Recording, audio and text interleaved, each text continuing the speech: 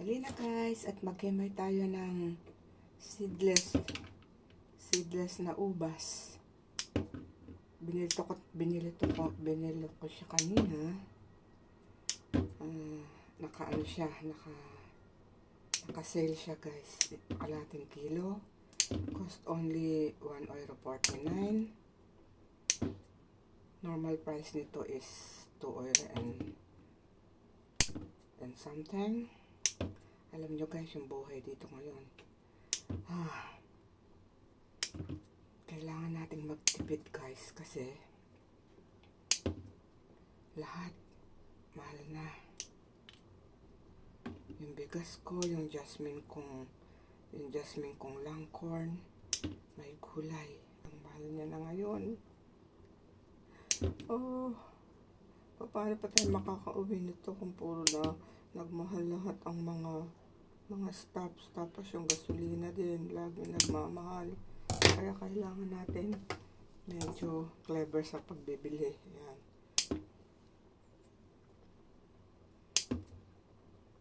Ano to guys, seedless. Ang lutong-lutong niya.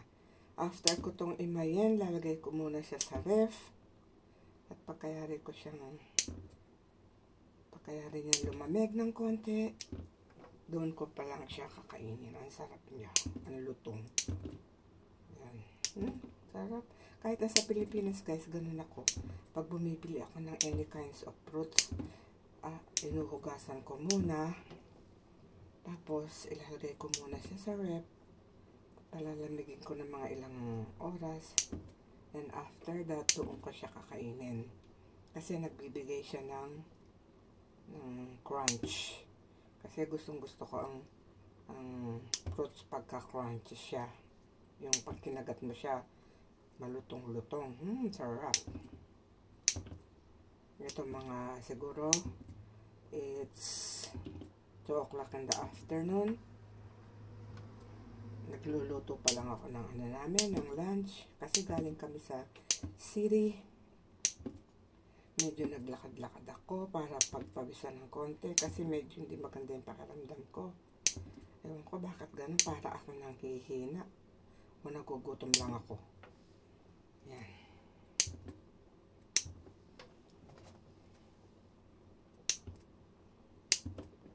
Nagluluto ako ng mainit na may sabaw guys para kakain tayo. Kasamahan natin ng konting yung tinapay na may nilalagyan ng palaman. Ibang klaseng tinapay nila dito guys. Gusto ko nga mag-diet, kaya lang hindi pwede. Para ako nalalambot. Pag hindi ako kumakain, lambot na lambot ang pakiramdam ko. Kaya diet is tabu. So malapit na siyang matapos guys. Ito na siya. Yan. Ito yung lalagyan niya, guys, yan, to. Yan lalagyan niya dito. Half kilo siya. So, this ends my vlog up for today, guys. God bless us all and have a good day. Bye for now. Kain na.